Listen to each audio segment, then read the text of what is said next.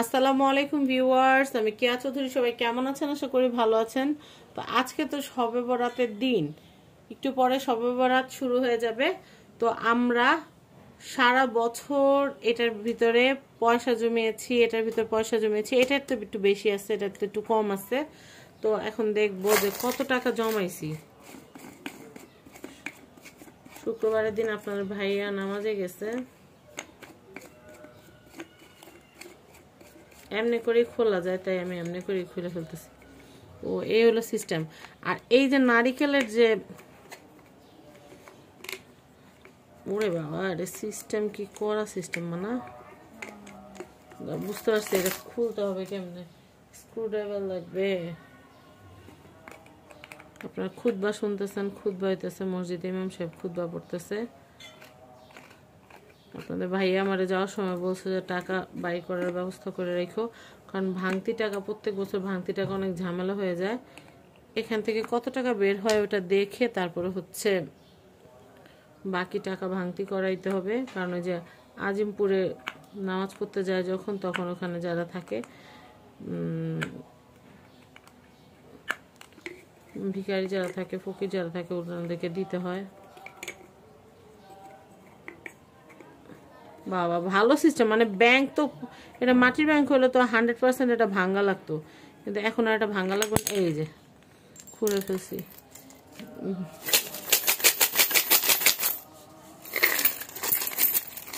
এই যে টাকা বেরোতেছে, এগুলো অনেক দিন ধরে জমাইছে। মানহার আব্বু আমি বাইরে গেলেই, মানহার আব্বু আমি যখনই বাইরে গেছি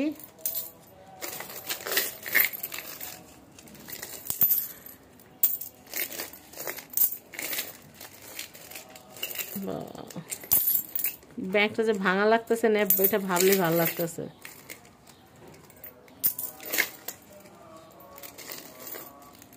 বাবু চিমটাটা কোথায়?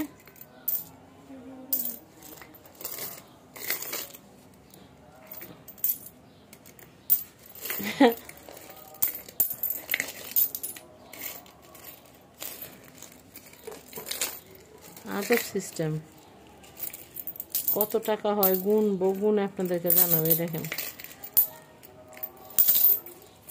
অনেকে দেখি ব্যাংক থেকে 40,000, 50,000, 1 লাখ টাকা বাই করে। আমার আবার এত টাকা হয় না। এগুলা ওই যে দেওয়ার জন্য, এগুলো তো রাত্রেবেলা যখন মানহারাবু নামাজ পড়তে যাবে, মানহারাবুর কাছে দিয়ে দিব।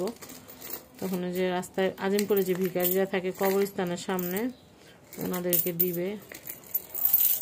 কত টাকা হয় আমার আসলে কোনো আইডিয়া নাই।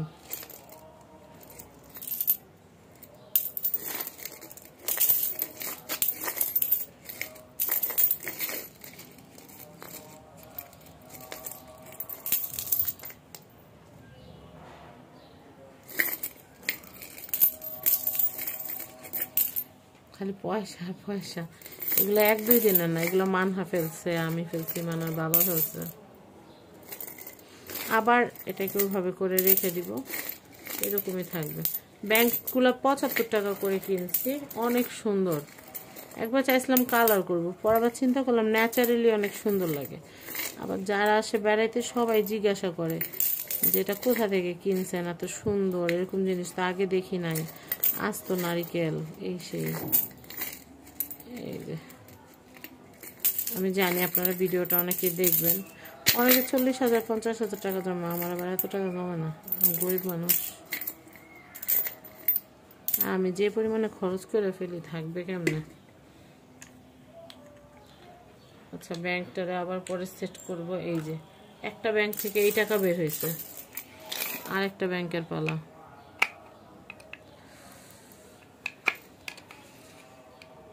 আমাদের বাসার পাশে মসজিদ, তো হুজুর যখন এভাবে দোয়া পড়ে শুনলে ভাল লাগে।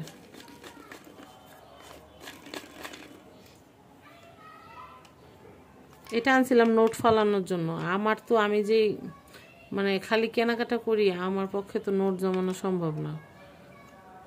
নোট জমাইলে মনে হয় খোঁচায় খোঁচায় বাইর করে ফেলি।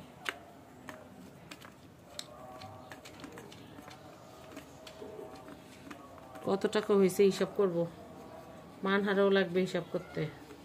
সুইস ব্যাংক ভাঙতেছে, মুখের কথা না।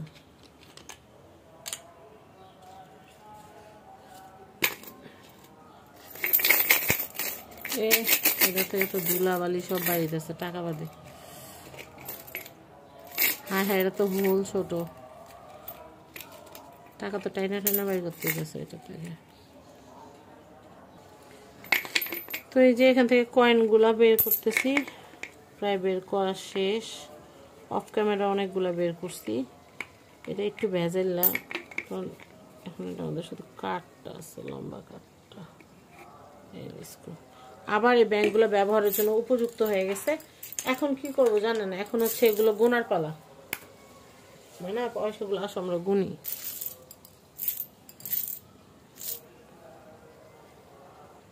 এই দেখেন কতগুলা পয়সা।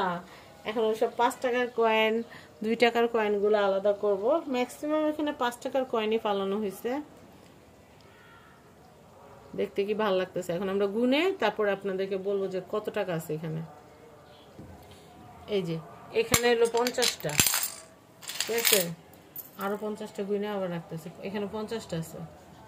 তো এই যে 50, এই যে এখানে হচ্ছে আরেক 50, ঠিক আছে। আমরা আগে আগে পয়সাগুলো কাউন্ট করি, পরে আমরা টাকা কনভার্ট করব। এই যে এখানে হলো আরো 50টা, 50।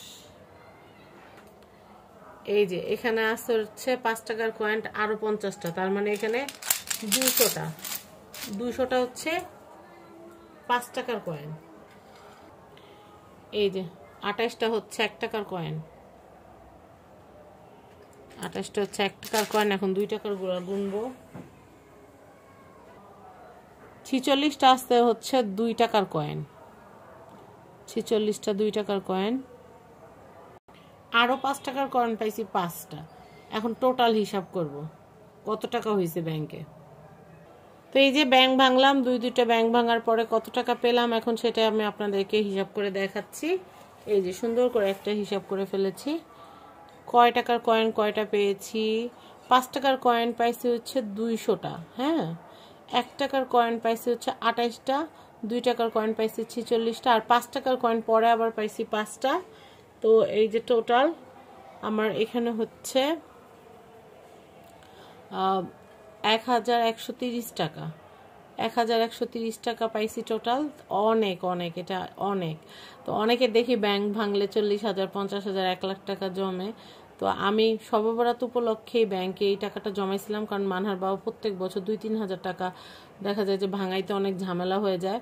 তো বাজার করার পরে অবশিষ্ট যে 5 টাকা 10 টাকা করে থাকে কয়েন, সে কয়েনগুলো জমানোর পরে 1 বছরেরও কম সময় আমার এখানে প্রায় 1130 টাকা, মানে 1130 টাকা জমছে। তো যাই হোক, আপনাদের কাছে ভিডিওটা কেমন লেগেছে জানাবেন। আর কয়েনগুলো দেখে এত ভালো লাগতেছে। তো সবাই ভালো থাকবেন, সবে বরাত অনেক ভালো কাটুক।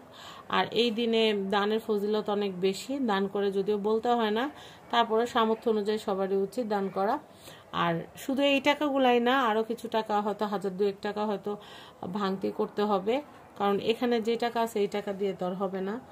আরও 1000-2000 টাকা ভাঙতি করায় তারপর হচ্ছে রাত্রেবেলা মানহার আব্বু নামাজ পড়তে যাবে যখন, তখন আজিমপুরে যে মানে ভিখারি বা যারা আছেন, মানে ওখানে থাকেন, ভিক্ষা টিক্ষা করেন, ওনাদেরকে দিবেন আর কি। তো যাই হোক, সামর্থ্য অনুযায়ী সবারই করা উচিত। আর কিপটার মানুষ আল্লাহ পছন্দ করে না, অবশ্যই দান সদকা করতে হবে। আর সামনে রমজান মাস আসতেছে, দান সদকা করার সবচেয়ে ভালো সময়, ওই সময় পয়েন্ট অনেক বেশি পাওয়া যায়। তো যাই হোক, আজকেও রোজা আছে আলহামদুলিল্লাহ। আপনারা সবাই দোয়া করবেন যেন আল্লাহ আমার রোজা কবুল করে। আর এই যে ব্যাংকগুলোর কথা একটু বলে দিই, ব্যাংকগুলো অনেক সুন্দর, আবার এগুলো রিইউজ করা যাবে। ব্যাংকগুলো আমি আবার সেট করে রেখে দিব, এই যেভাবে কাঠের টুকরাটা ঢুকায় যে সিস্টেমে ছিল ওই সিস্টেম করে আমি আবার রেখে দিব। আর এই ব্যাংকগুলো আমি আড়ং থেকে কিনছিলাম, 75 টাকা মেবি নিচ্ছে, আর ব্যাট ছিল মনে হয় 5 টাকা না 60 টাকা, টোটাল 80-85 টাকার মতো পড়ছে। এই একটা ব্যাংক কিনছি, এটা নিচ্ছে হচ্ছে পয়সার জন্য, আর এটা নোট রাখার জন্য কিনছিলাম। কিন্তু নোট রাখবো এত বড় আত্মা তো আমার নাই, কারণ আমি তো খরচ করে দিশা পাই না, আরও সবসময় মাইনাসে থাকি।